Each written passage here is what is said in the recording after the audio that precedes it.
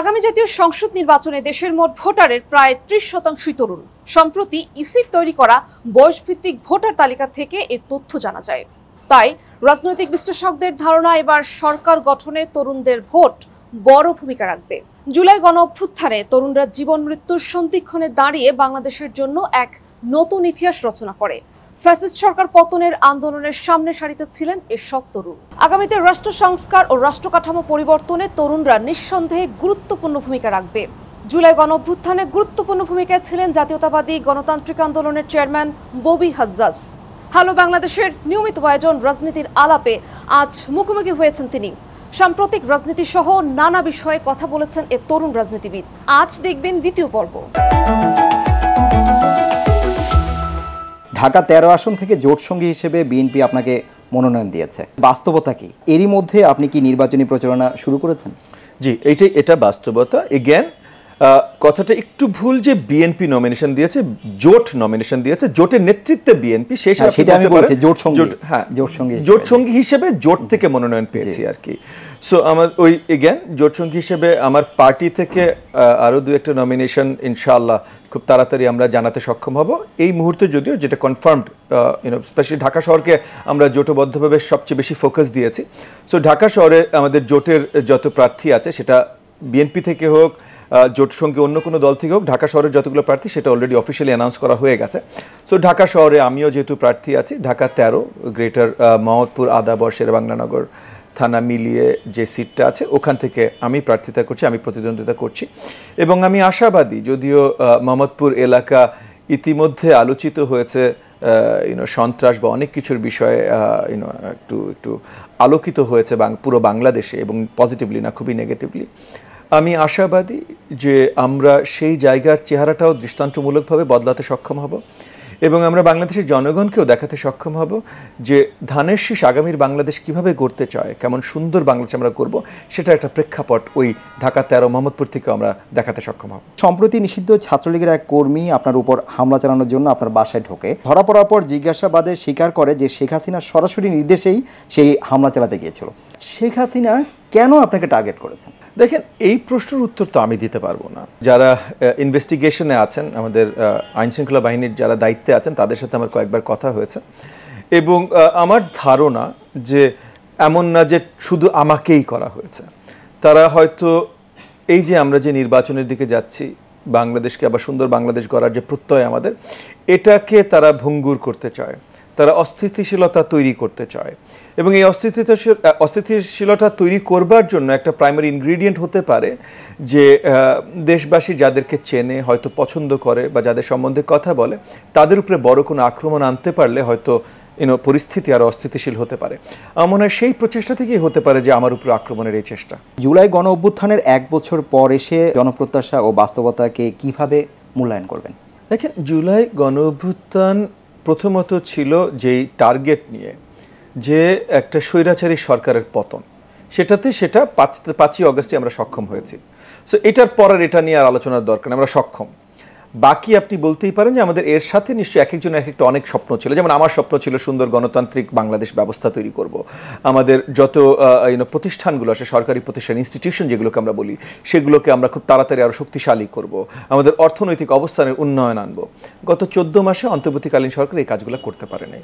তারা বিশালভাবে ব্যর্থ হয়েছে, এবং তারা নিজেরাই অনেক ধরনের অনৈতিক কর্মকাণ্ডে জড়িত হয়েছে। আমরা দেখেছি বড় বড় উপদেষ্টারা করাপশন থেকে শুরু করে অনেক কিছুর সাথে জড়িত। সেগুলো আর এখন বিস্তারিত আলোচনা করব না আমি, এটা সময়ও না।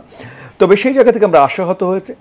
এখন আমরা বিশ্বাস করি যে সামনে নির্বাচনে যদি আমাদের বৃহত্তর বিএনপি নেতৃত্বাধীন জোট যদি আমরা জয়ী হয়ে আসতে পারি, তাহলে ওই যে করাপশন মুক্ত সুন্দর সুষ্ঠু বাংলাদেশ, যেটা আমাদের স্বপ্নের বাংলাদেশ হতে পারে, সেই বাংলাদেশ তৈরি করার কাজ আমরা করবো। আমাদের ইকোনমি সমৃদ্ধ করা, মানে আমাদের অর্থনীতি সমৃদ্ধ করা, তরুণদেরকে আরও সুন্দর ভবিষ্যৎ দেয়া, এগুলোর কাজ আমরা করবো, যেটা গত 14 মাস এই অন্তর্বর্তীকালীন সরকার করতে পারে নাই। আসন্ন জাতীয় সংসদ নির্বাচনের মাধ্যমে সরকার গঠন হলে দেশকে আপনারা কিভাবে পাল্টে দিবেন?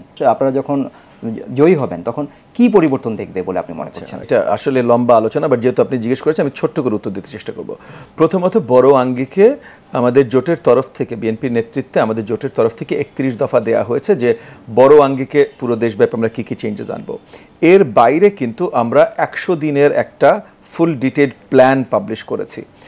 এটা আমি খেয়াল করেছি যে জনগণের কাছে গণমাধ্যমের মাধ্যমে ভালোভাবে পৌঁছয়নি, বাট এটা অত্যন্ত গুরুত্বপূর্ণ।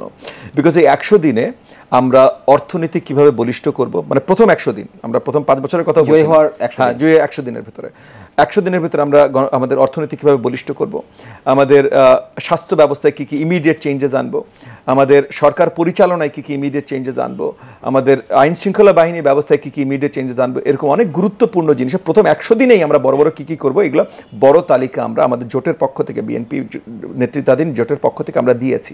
এবং একই সাথে আমরা 1-2 বছরের প্ল্যানও কিন্তু পাবলিশ করা শুরু করছি। এগুলো এখনো যদিও পাবলিশ করা হয়নি, বাট আমরা পাবলিশ করা শুরু করছি। প্রথম 1 বছর 2 বছর, যেমন শিক্ষাক্ষেত্রে আমরা প্রথম 1 বছর 2 বছর কী কী চেঞ্জেস আনবো। আমাদের জোটের পক্ষ থেকে এই আলোচনার ভিতরে বড়ভাবে আমি একটা নেতৃত্বাধীন জায়গায় আছি, সো সেগুলোতে আমরা কাজ করছি।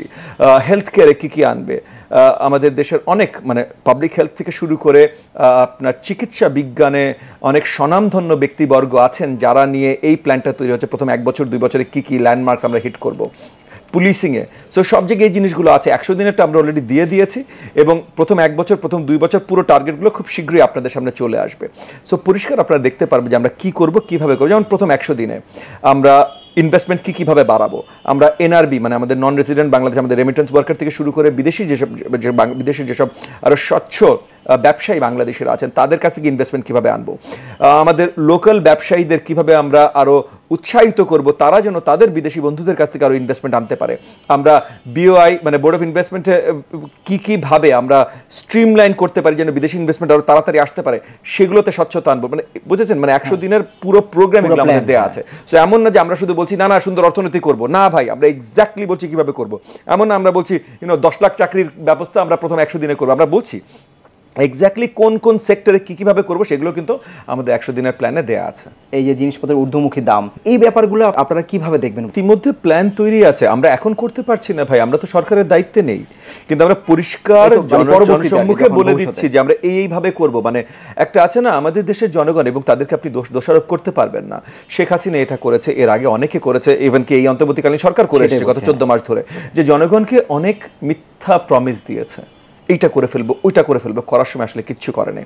এবং একটা কারণ প্রত্যেকটাতে আপনি চেক করে দেখবেন, কারণ তারা বলেও নাই কিভাবে করবে। যেমন মনে করেন প্রথমে অগাস্টের 8 তারিখে যখন 24 অগাস্টের 8 তারিখে যখন অন্তর্বর্তীকালীন সরকার দায়িত্ব নিল, শপথ নিয়ে দায়িত্ব নিল, তারপরের প্রথম 10 দিনের ভিতরে আমরা রাজনৈতিক দলরা বসেছি তাদের সাথে, জনাব আমাদের মাননীয় প্রধান উপদেষ্টার সাথেও বসেছি, ডিরেক্টলি আমিও বসেছি, আমি মাননীয় প্রধান উপদেষ্টাকে পার্সোনালি বলেছি, মানে এগেন গ্রুপে বসেই, বাট আমি পার্সোনালি তাকে তার প্রতি আবেদন জানিয়েছি যে পরিষ্কার আপনারা একটা রোড ম্যাপ দেন, কি করবেন।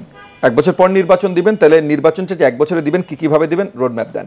এর মধ্যে আর কি করবেন এগুলো একটা রোড ম্যাপ দেন, যত তাড়াতাড়ি, আজকে দিতে হবে না, মাত্র 8-10 দিন হয়েছে আপনারা দায়িত্ব নিয়েছেন, বাট প্রথম 1-2 মাসের ভিতরে এই রোড ম্যাপগুলো আপনারা দেন। আজ পর্যন্ত কোনো রোড ম্যাপ পেয়েছেন? কোনো রোড ম্যাপ পান নাই। এই যে আমাদের কনস্টিটিউশনাল সব চেঞ্জেস নিয়ে যে আমরা আলোচনায় বসলাম, কনসেনসাস কমিশনে আলোচনা সব শেষ হলো, আমরা সইও করে দিলাম, যদিও এনসিপি এখনো সই করে নাই। কিন্তু এখনো কিন্তু এনসিপি সই না করার একটা কারণ হলো অন্তর্বর্তীকালীন সরকার এখনো বলে নাই এটা বাস্তবায়ন কিভাবে করবে।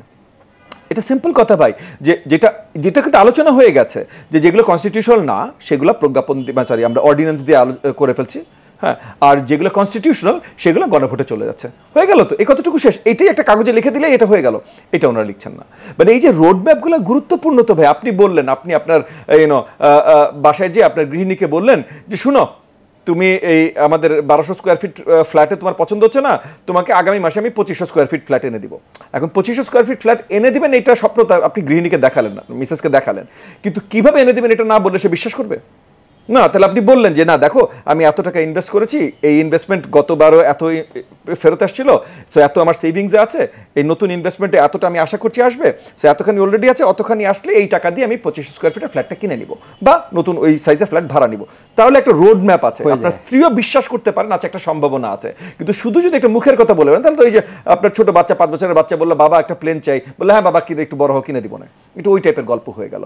ওইটাই আমি বলছি যে আমাদের জোটের পক্ষ থেকে আমরা প্রত্যেকটা পরিষ্কার জনগণের জন্য পাবলিশ করছি। সাধারণ মানুষরা কিন্তু বলে রাজনৈতিক ব্যক্তিত্বরা নির্বাচনে জয় হওয়ার আগে অনেক কথাই বলে, কিন্তু তারা প্রত্যেকটা কথার বাস্তবায়ন কতটা করতে পারে আসলে তারা এই নিয়ে সন্দিহান। সাধারণ মানুষের উদ্দেশ্যে আপনি এই ব্যাপারে কি বলবেন? আমাদের প্রচেষ্টা থাকবে সব কিছু বাস্তবায়ন করবা, প্রচেষ্টা থাকবে বলে 100% সব কিছু ভালোভাবে বাস্তবায়ন করতে পারবো তাও না। অনেক ধরনের প্রতিকূলতার সম্মুখীন আমাদের হতে হবে, কিছু আমরা পার করে আসবো, কিছু নাও পার করে আসতে পারি, কিন্তু আমরা পরিষ্কারভাবে বলে দিচ্ছি এই কাজটা করবো, এইভাবে করবো। সো সেখানে তারাও যাচাই বাছাই করতে পারে এবং তারপর তারা যদি যাচাই বাছাইয়ের জায়গা আছে তখন যদি আমরা নাও পারি তখন আমরাও জবাবদিহিতা করতে পারি যে দেখেন এই কারণে এই জিনিসটা পারিনি। সেটাই মানে আমরা চিন্তা করেছিলাম গ্যাসের দাম এইভাবে বাড়াবো, কিন্তু গ্যাসের দাম আমরা কোনো মতেই বাড়াবো না, কিন্তু কি হয়েছে পেট্রোলের উপরে চাপ পড়েছে, গ্লোবাল মার্কেটে পেট্রোলের দাম $100 পার ব্যারেল ছাড়িয়ে গেছে। সো আমাদের পেট্রোলের উপরে চাপ কমাতে হয়েছে, গ্যাসের উপরে চাপ বাড়াতে হয়েছে। যেহেতু গ্যাসের উপরে চাপ বাড়াতে হয়েছে তার জন্য আমাদের 2 টাকা হয়তো দাম বাড়াতে হবে, কিন্তু এটাও যদি আমরা করি এবং আমাদের এই ইসের ভিতরেও দেওয়া আছে, যেমন হাসিনা আমলে দেখেছেন যে হঠাৎ করে একদিন একটা প্রজ্ঞাপন জারি করে দিয়েছে যে 1 সপ্তাহের ভিতরে গ্যাসের দাম বাড়াবে। তো আপনি যদি একটা ব্যবসায়ী হন আপনি তো ভাই 6 মাসের হিসাব করে ব্যবসা করেন, 1 সপ্তাহের হিসাবে তো আপনি দাম বাড়ালে তো আপনি আর ব্যবসা করতে পারবেন না। সো আমরা এটা করেছি যে আমরা একটা পাবলিক হিয়ারিং না করে এবং মিনিমাম 90 to 180 ডেজ সময় না দিয়ে এরকম কোনো কাজ আমরা করব না। সো এইসব ফ্যাক্টরস কিন্তু আমাদের বিল্ট ইন আছে আমাদের পলিসির ভিতরে। সো সেই জায়গা থেকে আমি আশাবাদী যে বাংলাদেশের জনগণ আশ্বাস পাবে এবং বিশ্বাস করতে পারবে এবং করবে যে আমাদের জোট যদি নির্বাচনে জয়ী হয়ে সরকারে আসে তাহলে এই কাজগুলো আসলে আমরা তাদেরকে করে দিব।